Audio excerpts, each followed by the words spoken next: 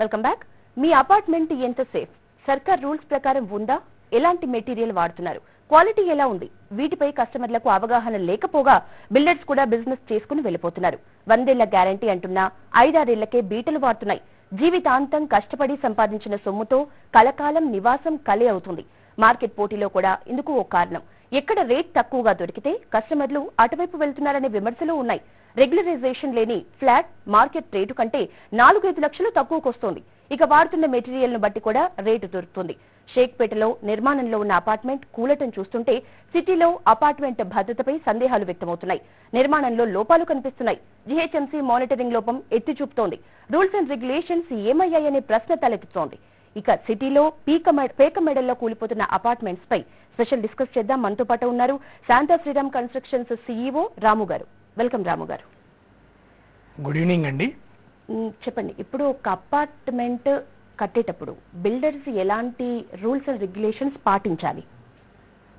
Basic గా ఈ rules and regulations and quality పరంగా, డిజైన్ పరంగా అండ్ వర్క్ ఎగ్జిక్యూషన్ పరంగా కట్టేటప్పుడు ఏ పద్ధతులు అయితే పాటిస్తారో అవన్నీ కూడా జిహెచ్ఎంసి మన గవర్నమెంట్ ఆల్రెడీ ఫాలో అవుతుందండి.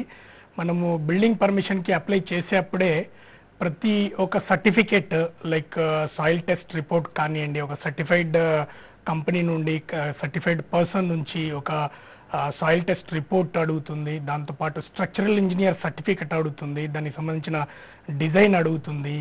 ఆర్కిటెక్ట్ గీసిన ప్లాన్, సర్టిఫైడ్ చేసిన ప్లాన్స్ సబ్మిట్ చేయమని అడుగుతుంది. ఇవన్నీ రూల్స్లో ఆల్రెడీ ఉన్నాయండి. బేసిక్గా హైదరాబాద్లో ఒక స్టాండర్డ్ బిల్డర్, ఒక పేరున్న ఎక్స్పీరియన్స్ ఉన్న బిల్డర్ కట్టే పద్ధతి వేరే ఉంటుంది. ఎక్స్పీరియన్స్ లేని ఏదో ఒక రియల్ ఎస్టేట్ వెంచర్ స్టార్ట్ చేయాలి, మనం కూడా లాభాలు సంపాదించాలి, ముందు బిజినెస్లోకి ఎంటర్ కావాలి అనే ఆతృతతో ఏవి అవగాహన లేకుండా, ఎక్స్పీరియన్స్ లేకుండా మొదలుపెట్టి ఇలాంటి ప్రాబ్లమ్స్ని మనము చవి చూడడం జరుగుతుంది. కాబట్టి ముఖ్యంగా చెప్పాలంటే ఈ బిల్డింగ్ పర్మిషన్ ఇచ్చే ముందే గవర్నమెంట్ అన్ని జాగ్రత్తలు తీసుకుని వాళ్ళ దగ్గర నుండి ప్రతి డాక్యుమెంట్ కూడా కలెక్ట్ చేయడం జరుగుతుంది. అప్లికేషన్తో పాటు ఇవన్నీ సర్టిఫైడ్ కాపీస్ సబ్మిట్ చేయాల్సి వస్తుంది. గవర్నమెంట్ తరఫు నుంచి అయితే ఈ డాక్యుమెంటేషన్ పరంగా, అప్రూవల్స్ పరంగా, సిస్టమ్స్ పరంగా అంతా పర్ఫెక్ట్ ఉంది. వర్క్ ఎగ్జిక్యూషన్కి వచ్చేప్పటికీ రకరకాల సిచ్యువేషన్స్ అండ్ వాళ్ళకుండా ఫైనాన్షియల్ ప్రాబ్లమ్స్ కానివ్వండి, వాళ్ళకుండే టైం కన్సర్న్స్ కానివ్వండి, ఇవన్నీ ఫ్యాక్టర్స్ అవుతాయి. కొన్నిసార్లు ఇలాంటి లోపాలు చూస్తూనే తెలిసి కూడా మనకు మీరు చెప్పినట్లు గవర్నమెంట్ నుంచి ఎవ్రీథింగ్ కూల్ గా ఉన్నా, అంటే అన్ని కరెక్ట్ గా ఉన్నా కూడా బిల్డర్స్ దగ్గరకు వచ్చేసరికి రెగ్యులర్ గా మనం చూస్తున్నాం ఏకంగా మొత్తం అపార్ట్మెంటే కూలిపోతున్నాయి. అంటే ఎక్కడ జరుగుతోంది లోపం? మీరేమంటారు దీనిపై? ముఖ్యంగా కన్స్ట్రక్షన్ చేసే వాళ్ళు, అక్కడున్న సూపర్వైజర్స్ కానివ్వండి, ఇంజనీర్స్ కానివ్వండి, ప్లానింగ్ కానివ్వండి, ఈ ప్రాపర్ టెస్టింగ్ చేయకపోవడం కానివ్వండి, ఇవన్నీ కారణాలు అవుతున్నాయి. అండ్ ప్రతి దాంట్లో కూడా ఎంతో కొంత డబ్బు సేవ్ చేసుకోవాలి, మిగిలించుకోవాలనే ఒక ఒపీనియన్ కూడా, ఒక ఫీలింగ్ కూడా ఈ నాణ్యత లోపానికి దారితీస్తుందండి. ఇవన్నీ కూడా చిన్న బిల్డర్స్, అంటే ఎలాంటి క్వాలిఫికేషన్ లేని, ఎక్స్పీరియన్స్ వాళ్ళ దగ్గరనే వస్తున్నాయండి. సో కస్టమర్స్ ఎలా గుర్తించాలి? ఇప్పుడు నిబంధనలు వీళ్ళందరూ అన్ని పాటిస్తున్నారా లేదా బిల్డర్ అనేది ఎలా కస్టమర్ గుర్తించాలి? అంటే ఒక అపార్ట్మెంట్ కొనుక్కునే వాళ్ళు ఇవాళ రేపు పర్మిషన్ ఉందా లేదా, అండ్ ప్లానింగ్ సరిగా ఉందా లేదా, దాని ఎలివేషన్ సరిగా ఉందా లేదా, అండ్ వాస్తుకుందా లేదా అనే విషయాల్ని దృష్టిలో పెట్టుకునే చూసుకుంటూ ఉన్నారు.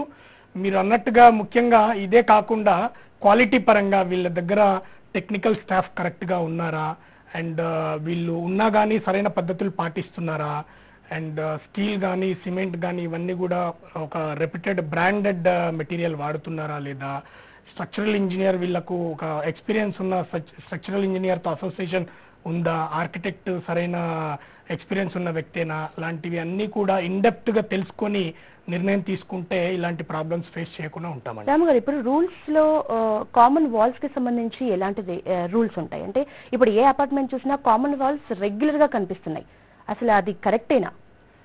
కామన్ వాల్స్ కరెక్టేనా కాదా అనేది విషయం కాదండి. ముఖ్యంగా కామన్ వాల్స్ ఉన్నా కానీ మనం ఈ క్వాలిటీ పరంగా అక్కడ ఉండే డిజైన్ పరంగా పర్ఫెక్ట్ గా మెయింటైన్ చేస్తే గనక ఏమీ ప్రాబ్లం ఉండదు. Okay. ముఖ్యంగా కామన్ వాల్ లేకపోవడము, కామన్ వాల్ ఉండడము అనేది ఈ వెంటిలేషన్, ఎయిర్ సర్క్యులేషన్ కి సంబంధించి మనకు స్పేస్ కి సంబంధించిన మ్యాటర్ అండి. క్వాలిటీ పరంగా చూస్తే అది మ్యాటర్ కాదండి.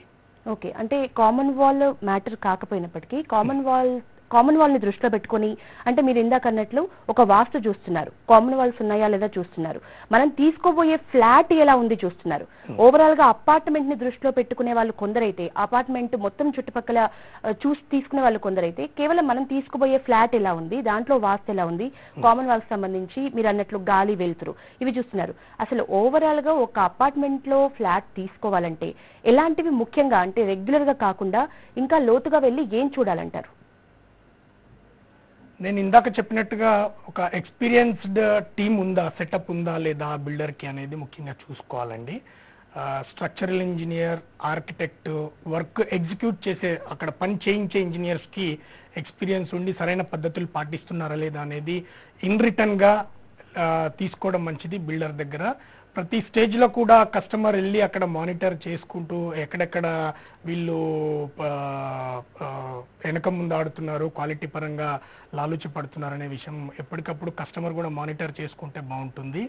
దాంతోపాటు బుక్ చేసేప్పుడు ఏ ఇంజనీరు, ఏ ఆర్కిటెక్ట్ మీకు డిజైన్ చేశాడు, మీకున్న ఎక్స్పీరియన్స్ ఏంది, ఎన్ని బిల్డింగ్స్ కట్టారు, ఎంత నంబర్ ఆఫ్ ఫ్లాట్స్ డెలివరీ చేశారనే బిల్డర్ గత చరిత్ర చూసి తీసుకుంటే బాగుంటుందండి.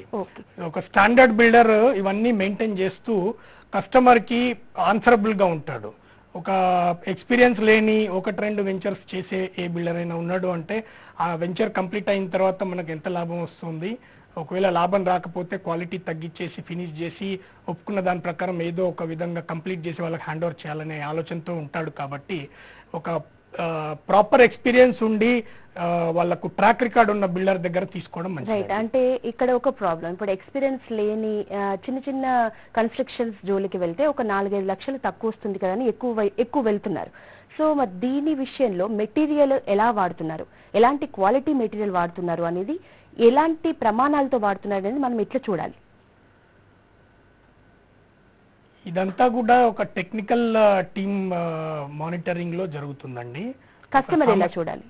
సామాన్యమైన వ్యక్తి చూస్తూ ఏమి ఇది క్వాలిటీ ఉంది, ఇది క్వాలిటీ లేదు అని నిర్ణయించుకోలేడు. సో ఏం చేయాలి?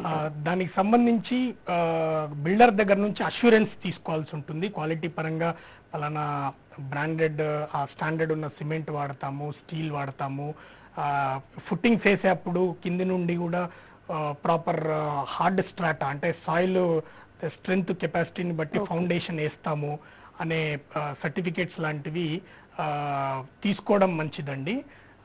ఇప్పుడు మన జిహెచ్ఎంసీకి పర్మిషన్స్ కి ముందు అప్లై చేసే ప్రతి సర్టిఫికేట్ కూడా కస్టమర్ కి అవైలబుల్ ఉండేటట్టుగా ప్రతి బిల్డర్ చూసుకుంటే బాగుంటుందని నా ఉద్దేశము. మాలాంటి శాంతా శ్రీరామ్ కన్స్ట్రక్షన్స్ అనే కంపెనీ గత 20 సంవత్సరాలుగా ఎన్నో బిల్డింగ్స్ నిర్మించి కస్టమర్స్ కి అందించడం జరిగింది. మాలాంటి కంపెనీ మా రెప్యుటేషన్ కోసము, మా కస్టమర్స్ ని కాపాడుకోవడం కోసము, వాళ్ళ హార్డ్ అండ్ మనీని సేవ్ చేయటం కోసము ప్రతి రూపాయికి విలువ కట్టించే విధంగా మేము అన్ని జాగ్రత్తలు తీసుకుంటున్నాము. మాలాగే పెద్ద పెద్ద బిల్డర్స్ పేరున్న బిల్డర్స్ అందరూ కూడా ఇలాంటి జాగ్రత్తలు తీసుకుంటున్నారు. కాబట్టి చిన్న బిల్డర్స్ అయినా కానీ క్వాలిటీ మెయింటైన్ చేసే వాళ్ళు ఉంటారు. అది టెక్నికల్ ఆస్పెక్ట్స్ పరంగా అన్ని విధాలుగా చూసి నిర్ణయం తీసుకోవడం అనేది ఇంపార్టెంట్. ఇప్పుడు మీరు చెప్తున్నట్లుగానే ఒక బిల్డర్ ఒక 20 years నుంచి ఇప్పుడు మీ కన్స్ట్రక్షన్స్ ఉన్నాయని చెప్తున్నారు. ఒక బిల్డర్ ని ఫస్ట్ మనము ఇది పక్కాగా కడతారు, అన్ని మెటీరియల్ చాలా వర్త్ఫుల్ యూజ్ చేస్తారు, ఇలాంటివన్నీ మనము ఆలోచించాలంటే, ఇలాంటి వాటి విషయంలో మనం కరెక్ట్ స్టెప్ వేయాలంటే కస్టమర్లు ఎలాంటివి నిబంధనలు గుర్తుంచుకోవాలి, ఎలాంటివి పాటించాలి? ప్రతి ఒక్కటి కూడా బిల్డర్ల దగ్గర ఇన్సిస్ట్ చేసి అవన్నీ ఆన్ పేపర్ సర్టిఫికేట్స్ తీసుకుంటే బాగుంటుందండి. ఇప్పుడు ఎలాంటి సర్టిఫికేట్స్ తీసుకోవాలంటారు?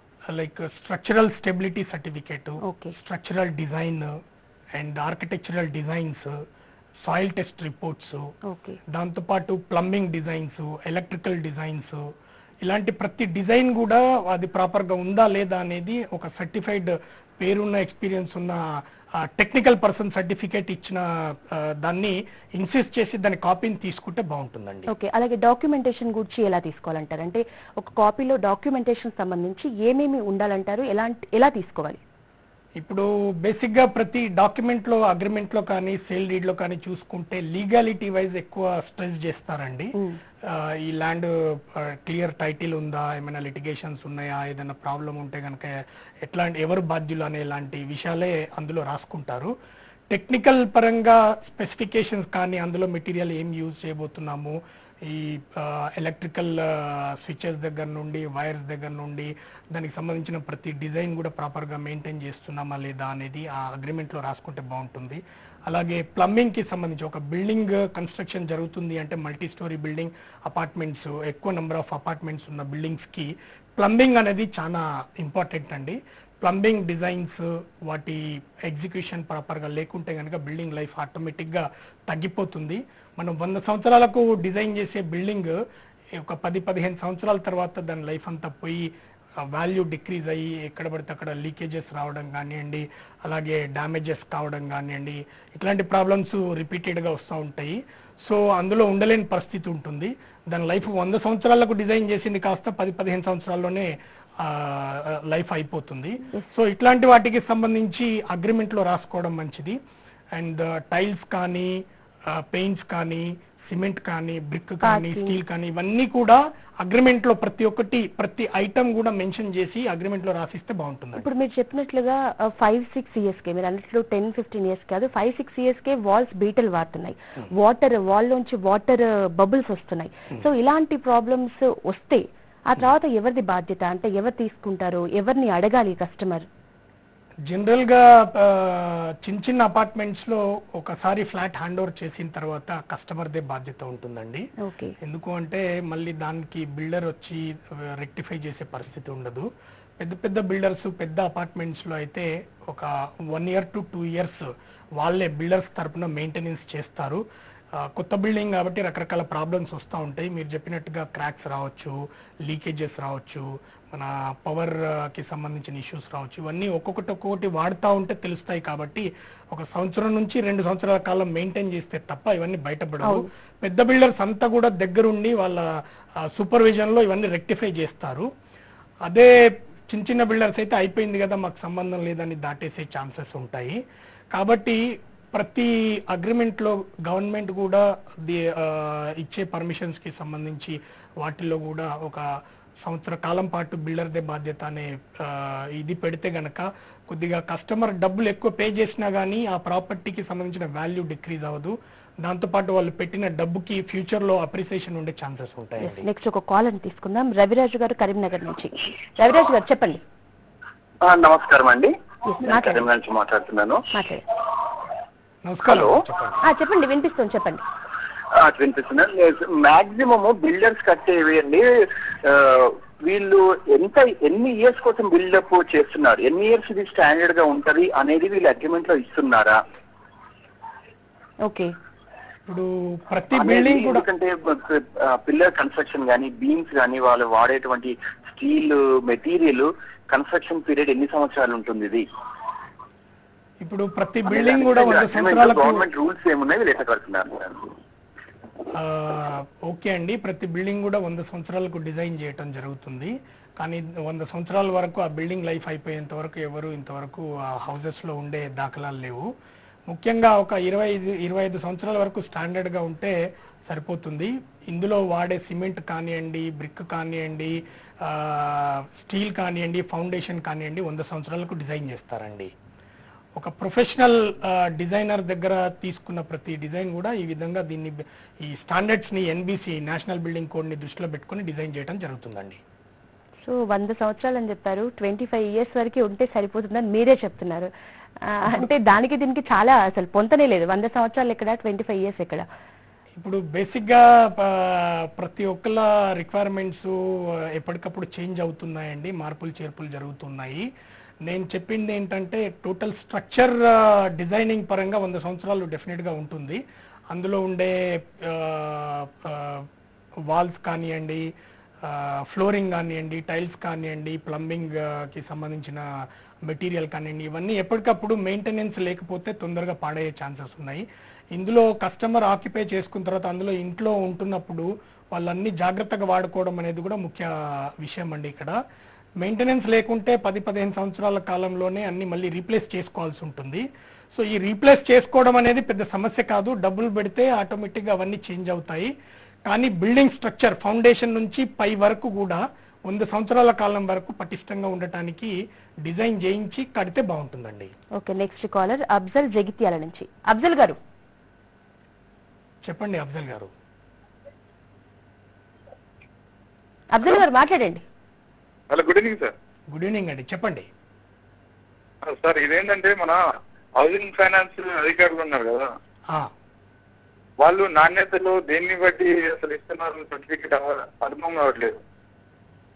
అంటే ఇప్పుడు వాల్యుయేషన్ చేసే పద్ధతి అంటున్నారండి? అది ఏమాత్రం చెకింగ్ లేకుండానే అవినీతికి పాల్పడకుండా అర్థాలు అన్ని అక్రమాలకు పాల్పడకుండా పర్మిషన్ ఇచ్చేస్తే అలానే ఉంటుంది కదా సార్ పరిస్థితి. అవునండి, ఇప్పుడు పర్మిషన్స్ ఇచ్చేది, వాల్యుయేషన్ ఇచ్చేది ఒక భాగం అయితే, కన్స్ట్రక్షన్ చేసేప్పుడు ఏదైతే పద్ధతులు ఉంటాయో అవన్నీ సరిగా మెయింటైన్ చేయడం అనేది ఇంకొక భాగం అండి. ఈ వాల్యుయేషన్ చేసేది అందులో వాడే మెటీరియల్, స్పెసిఫికేషన్స్, ఆ డిజైన్స్ ని బట్టి వాళ్ళు పర్ స్క్వేర్ ఫీట్ ఇంత కాస్ట్ అవుతుంది, ఫౌండేషన్ కింద, స్ట్రక్చర్ కింద, సూపర్ స్ట్రక్చర్ కింద, ఫినిషెస్ కింద అని డివైడ్ చేసి వాల్యుయేషన్ ఇస్తూ ఉంటారండి. ఏది ఏమైనా కానీ మనం ఎంత మంచి మెటీరియల్ వాడి, ఎంత కాస్ట్లీ మెటీరియల్ వాడి, ఎంత బాగా కట్టాలనుకున్నా ఫౌండేషన్ సరిగా ఉండడం అనేది మెయిన్ ఇంపార్టెంట్ అండి. ఓకే, నెక్స్ట్ షామియల్ హైదరాబాద్ నుంచి. షామియల్ గారు, కంట్రోలింగ్ ఉండాలి కదా. కంట్రోలింగ్ ఒక ప్రాపర్ ఎక్స్పీరియన్స్డ్ క్వాలిఫైడ్ ఇంజనీర్ ని పెట్టుకొని కంట్రోల్ చేయించడం అనేది ముఖ్య విషయం అండి ఇక్కడ. అది లేకుంటే ఇట్లాంటి ప్రాబ్లమ్స్ కంటిన్యూగా వస్తూ ఉంటాయి. ఓకే, నెక్స్ట్ కాలర్ వెళ్దాం. షామియల్ హైదరాబాద్ నుంచి. షామియల్ గారు మాట్లాడండి. చెప్పండి. అడగండి. చెప్పండి షామిల్ గారు. Sir good afternoon. Good afternoon అండి. ఏం లేదు సార్, ఇక్కడ మీరు కట్టే శాంతిశ్రామ్ దగ్గర ఇక్కడ సైడ్ లో మీరు కట్టే శాంతిశ్రామ్ ఉన్నాయి కదా సార్ ఇక్కడ.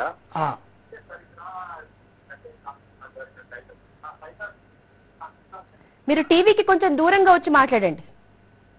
అక్కడ కొద్దిగా అన్ని వేరే అపార్ట్మెంట్స్, చిన్న చిన్న అపార్ట్మెంట్స్ అవుతున్నాయి.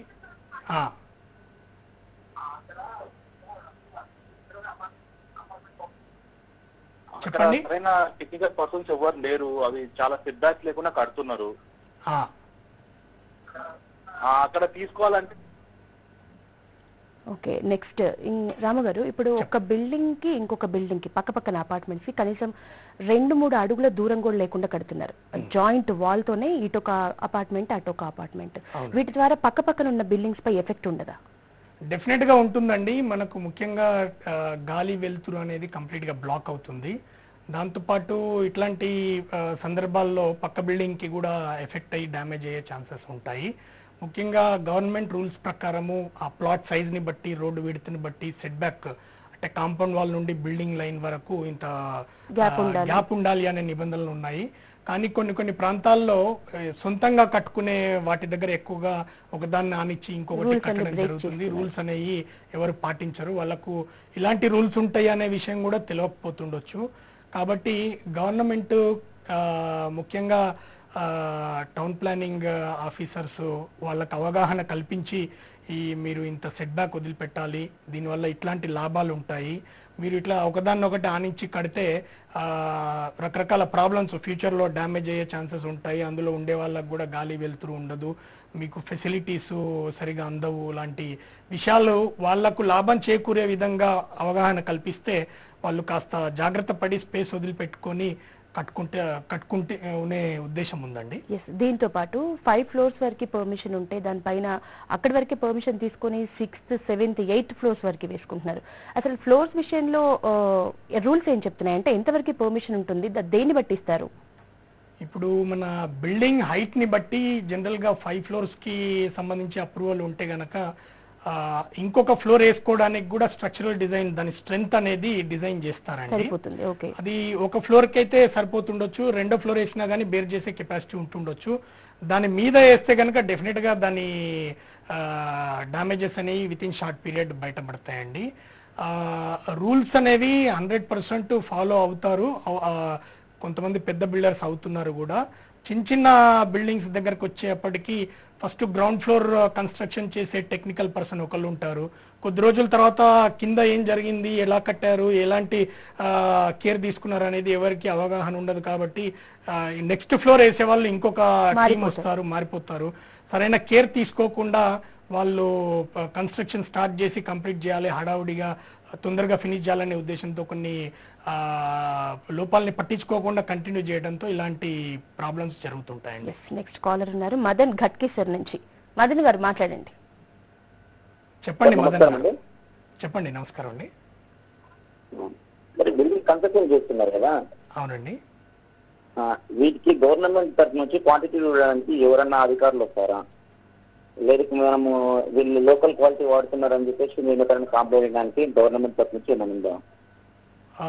గవర్నమెంట్ లో అయితే అట్లాంటి సిస్టమ్ ఏం లేదండి. గవర్నమెంట్ నుండి వచ్చి క్వాలిటీ మానిటరింగ్ ఎప్పటికప్పుడు చెక్ చేసే విధానం అయితే లేదండి. ఇది గవర్నమెంటే కట్టే బిల్డర్ మీద, ఇంజనీర్స్ మీద రెస్పాన్సిబిలిటీ పెట్టింది. కానీ గవర్నమెంట్ పరంగా చూస్తే ఏదైనా కంప్లైంట్ వచ్చినప్పుడు తప్ప వాళ్ళు రెగ్యులర్ గా మానిటర్ చేయటం, ఒక బిల్డింగ్ కన్స్ట్రక్షన్ జరుగుతున్నప్పుడు ఎలాంటి మెటీరియల్ వాడుతున్నారు, ఎలాంటి పద్ధతులు వాడుతున్నారు అనేది అబ్జర్వేషన్స్ అనేవి లేవండి. సో ఒకవేళ కంప్లైంట్స్ వచ్చినప్పుడు, ఇప్పుడు మీరు ఎందాక అన్నట్లుగానే కాలర్ అడిగితే, ఈ కంప్లైంట్స్ వచ్చినప్పుడు ఎలా ఉంటుంది ప్రాసెస్? కంప్లైంట్ వచ్చినప్పుడు వాళ్ళు టెక్నికల్ గా ప్లస్ పర్మిషన్ ప్రకారం ఉన్నాయా లేదా, ఒకవేళ ఉంటే వీళ్ళు మన స్ట్రక్చర్ డిజైనింగ్ ప్లస్ దాంతోపాటు ఫౌండేషన్ ప్రాపర్గా మెయింటైన్ చేస్తున్నారా లేదా అనే అన్ని టెక్నికల్ ఆస్పెక్ట్స్ లో వాళ్ళు వెరిఫై చేస్తారండి. మన దగ్గర నుంచి వాళ్ళు గ్యారంటీ కోసం మన దగ్గర అఫిడవిట్స్ కానీ అండర్టేకింగ్స్ కానీ తీసుకోవడం జరుగుతుందండి. ఎస్, ఓవరాల్ గా రాము గారు, ఇప్పుడు ఒక అపార్ట్మెంట్ లో ఫ్లాట్ తీసుకోబోయే వాళ్ళకి అపార్ట్మెంట్ లో ఎన్ని అంటే ఇప్పుడు ఇన్ని ప్రమాణాలు మనం చెప్పుకున్నాం, అయినా రెగ్యులర్ గా జరుగుతున్నాయి ఇలాంటి ఇన్సిడెంట్స్. ఒక కస్టమర్ ఎలాంటి అవగాహనతో ఉంటే బెటర్ అంటారు? మీరు V6 వ్యూస్ కి ఏం చెప్పదలుచుకున్నారు? ముఖ్యంగా మన హైదరాబాద్ లాంటి ఇంటర్నేషనల్ సిటీలో standard of quality and construction maintain చేసి ప్రతి బిల్డర్ కూడా కస్టమర్ రూపాయికి విలువనిచ్చి వాళ్ళు కంప్లీట్ అయిన తర్వాత కూడా అదే ఒపీనియన్తో మనం స్టార్ట్ చేసేప్పుడు ఏదైతే ఉద్దేశంతో స్టార్ట్ చేస్తామో కంప్లీట్ అయిన తర్వాత కస్టమర్కి అందజేసేప్పుడు కూడా అదే ఉద్దేశాన్ని దృష్టిలో పెట్టుకొని క్వాలిటీ మెయింటైన్ చేసి వాళ్లకు న్యాయం చేకూరిస్తే బాగుంటుంది. బిల్డర్స్ అందరికీ, చిన్న బిల్డర్ కానీ పెద్ద బిల్డర్ కానీ ప్రతి ఒక్కళ్ళకు మా తరపున విన్నపం ఏంటంటే స్టాండర్డ్ ఆఫ్ క్వాలిటీ మెయింటైన్ చేయటం మంచిది.